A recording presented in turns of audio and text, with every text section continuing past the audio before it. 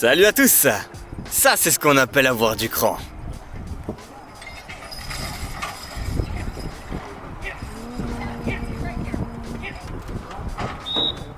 Ouais, ça fait longtemps que les gens n'utilisent plus les chevaux comme principal moyen de transport.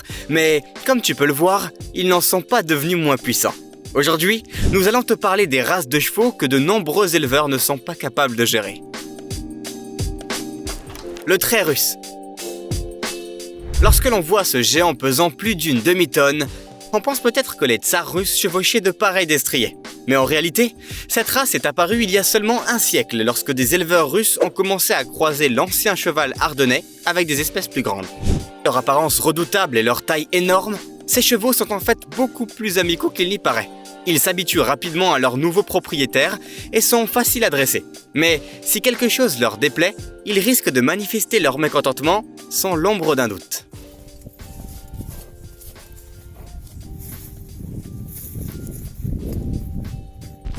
Le trait belge. Regarde ce fashionista. Ce que tu vois là est un parent éloigné du cheval de trait lourd russe. Le trait belge, qui parcourt les prairies d'Europe sur ses jambes robustes depuis le Moyen-Âge.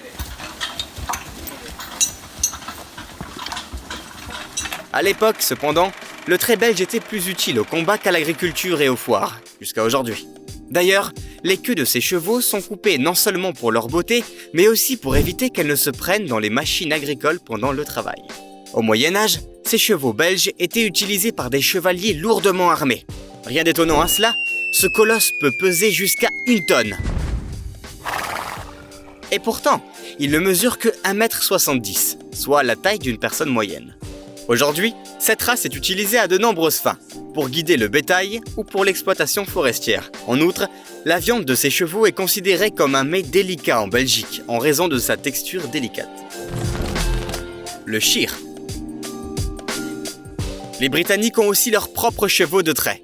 Voici de bien beaux chevaux de la race Shire, capables de déplacer un avion de plusieurs tonnes. Ce n'est pas si surprenant, puisque ces chevaux pèsent en moyenne près de 1000 kg, et parfois même plus. Traditionnellement, ces chevaux étaient utilisés par les Britanniques pour transporter de lourdes charges, y compris des charges inhabituelles. Par exemple, les chevaux Shire sont encore utilisés aujourd'hui pour transporter des chariots de fûts de bière pour les brasseries. D'ailleurs, selon la légende, les Shire, ou du moins leurs descendants, existaient déjà sur les îles britanniques dès le 1er siècle de notre ère. C'est à cette époque que les conquérants romains les ont vus pour la première fois. Ils furent stupéfaits, non seulement par la taille de ces chevaux, mais aussi par leur tempérament. On dit que les chevaux du Shire pouvaient charger à toute vitesse sur les légions romaines. Aujourd'hui, les Shire ne se souviennent de leur passé militaire que lors des parades de la cavalerie royale britannique, lorsque les percussionnistes de l'orchestre royal les montent. Quant au reste du temps, ils sont utilisés principalement pour participer à des spectacles, pour des fins personnelles ou pour une reproduction sélective. Le percheron.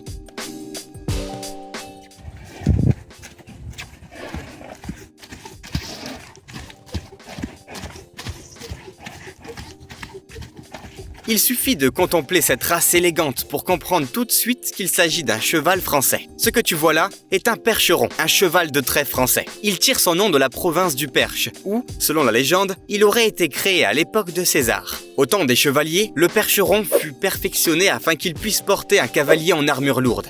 Plus tard, ils se sont transformés en chevaux de trait universels, capables de transporter presque n'importe quelle charge agricole, tout en maintenant une vitesse assez élevée. Il est intéressant de noter que la queue des percherons était autrefois coupée. Cependant, plus tard, les défenseurs des droits des animaux ont réussi à prouver que ces chevaux souffraient beaucoup sans leur queue. Ils ne pouvaient pas chasser les insectes sans elle. La coupe de la queue a donc été interdite, du moins en France. Aujourd'hui, cette race est utilisée dans l'agriculture et pour transporter les touristes. Imagine un peu, il peut parcourir plus de 50 km en une journée.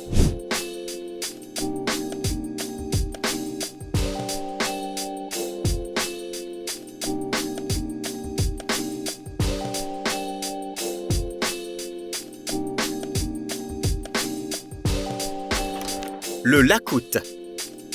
C'est sans doute le plus résistant de tous les chevaux de trait, car ce cheval peut facilement tolérer des températures de moins 60 degrés. Et le plus étonnant est que cette capacité n'a pas été créée par les éleveurs, mais forgée par la sélection naturelle et le climat glacial de la Yakoutie. Ce cheval n'est pas très grand, il ne dépasse pas les 1,40 m de hauteur, ce qui le rapproche davantage à un poney. Son poids moyen ne dépasse guère une demi-tonne. Le cheval Yakout n'est peut-être pas le plus robuste par rapport aux autres chevaux que nous avons vus, mais aucun d'entre eux ne peut mieux résister au rude hiver sibérien. Le Tinker. Peu de chevaux sont aussi beaux dans un paysage hivernal enneigé que l'étalon blanc Gypsy Cob. Cette race, également appelée cheval Tinker, a été officiellement reconnue il y a quelques décennies seulement. Mais elle est tout de suite devenue populaire. Aux États-Unis, par exemple, il est aujourd'hui non seulement l'un des chevaux les plus demandés, mais aussi les plus chers. En moyenne, le prix d'un étalon varie entre 10 et 25 000 $. À titre de comparaison, un cheval ordinaire coûte moins de 1 000 $. Cela n'a rien d'étonnant.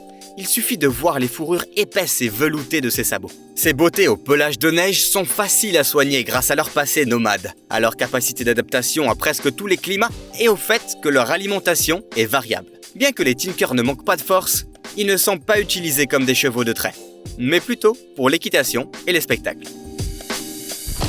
Le Suffolk Punch. Le Suffolk Punch est apparu dans le comté de Suffolk au XVIe siècle et a été créé pour être utilisé dans l'agriculture. Des jambes et des épaules fortes rendaient ce cheval indispensable pour travailler sur les difficiles champs d'argile de l'East Anglia. 4 siècles plus tard, à l'ère de la mécanisation, ces étalons ont rapidement perdu leur valeur. C'est pourquoi, à la fin du dernier siècle, leur population ne dépassait pas les 10 individus de race pure. Mais heureusement, les hommes ont réussi à préserver cette espèce. Aujourd'hui, le Suffolk Punch, comme son compatriote le Shire, participe à des concours hippiques, transporte occasionnellement des touristes et travaille même dans les champs, bien que cette race soit encore considérée comme très rare. Le Clydesdale. Et voici à quoi ressemblent les chevaux de trait écossais. Impressionnant, pas vrai? Le croisement de chevaux Shire et d'étalons flamands ont donné naissance à ces créatures fortes à l'apparence spectaculaire. Ainsi, naquit le Clydesdale, qui est sans doute le cheval le plus puissant au monde. À la fin du 19e siècle, 2 étalons de cette race ont établi un record qui n'a jamais été battu depuis. Ensemble, ils ont réussi à déplacer une cargaison de 128 tonnes. Mais aujourd'hui, ce cheval est principalement utilisé dans l'industrie du spectacle, notamment aux États-Unis. Là-bas, on peut souvent voir les Clydesdale lors de parades urbaines et de spectacles spécialisés, dans lesquels ils portent une tenue traditionnelle. Les chevaux de trait écossais participent toujours au final du principal événement sportif américain, le Super Bowl.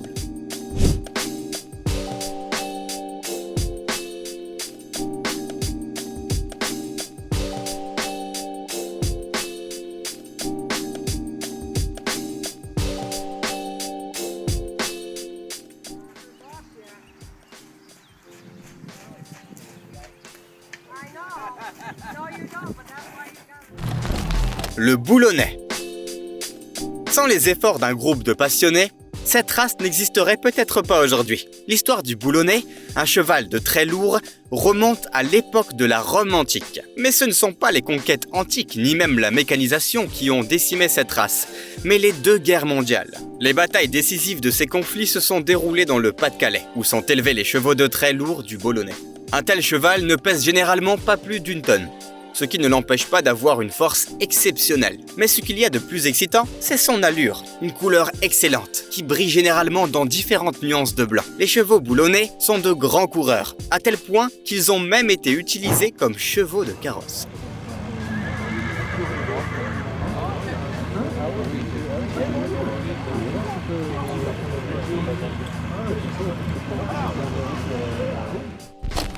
Le frison. Cette beauté est à juste titre surnommée l'or noir des Pays-Bas. Il faut avouer que ce cheval a sa place quelque part sur le plateau du Seigneur des Anneaux, plutôt que dans un attelage au chargement lourd. Il s'agit d'un frison. Il existe uniquement en couleur noire, avec un corps robuste et une crinière incroyablement belle.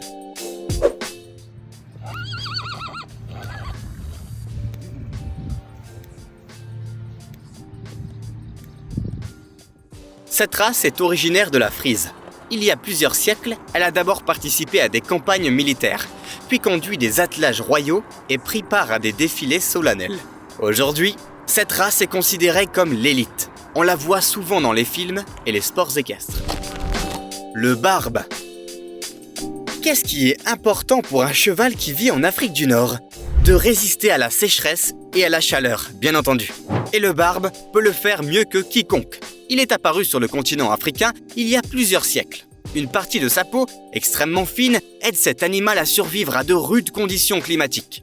En tant que l'une des plus anciennes races au monde, ce cheval a eu un impact considérable sur les autres races de chevaux de course du monde entier. Par exemple, le cheval andalou, qui est sans doute la race de cheval la plus célèbre pour l'équitation de haut niveau, est apparu à la suite du croisement avec le barbe. L'Appaloosa. Ne t'inquiète pas, il va bien, même s'il faut reconnaître que sa couleur est très singulière. Il s'agit de l'Appaloosa, une race de cheval créée par les Indiens des États-Unis. D'ailleurs, il existe aussi en noir et blanc, ce qui fait qu'il ressemble parfois un peu à un dalmatien. L'Appaloosa a un physique plutôt mince, mais cela ne veut pas dire qu'il n'est pas robuste. Au contraire, les Indiens ont utilisé ces chevaux à leur avantage, même pendant la guerre. Aujourd'hui, les chevaux Appaloosa sont le plus souvent utilisés dans l'industrie du spectacle, lors de concours hippiques et dans les films. Le zébroïde.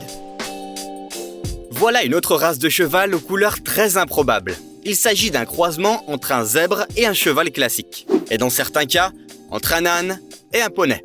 D'où leur nom, zébroïde. Ils sont apparus au début du 19e siècle. Ces animaux sont vraiment utiles. Mais malheureusement, ils souffrent souvent de problèmes de santé ou meurent à la naissance, comme la plupart des autres animaux élevés artificiellement. Et certains experts affirment qu'ils ont un tempérament plutôt méchant. Vielleicht kriegst du Fans auf TikTok. Möchtest du Fans auf TikTok haben? Nein? Keine Fans? Keine Likes? Keine Likes? Le défilé de chevaux est terminé. Donne-nous un petit coup de pouce si tu as appris quelque chose de nouveau aujourd'hui. Et nous travaillons déjà sur la prochaine vidéo palpitante, rien que pour toi. Si nous plongeons plus profondément dans les archives de la Fondation SCP, nous trouverons des protocoles que personne n'a jamais vus auparavant. Il s'agit d'histoires de personnes qui ont eu la malchance de rencontrer les objets SCP les plus atypiques, de sinistres créatures et des lieux effrayants. Peu de gens sont restés en vie pour raconter leur histoire, mais ces chroniques révéleront ce que vous ignorez certainement de ces objets.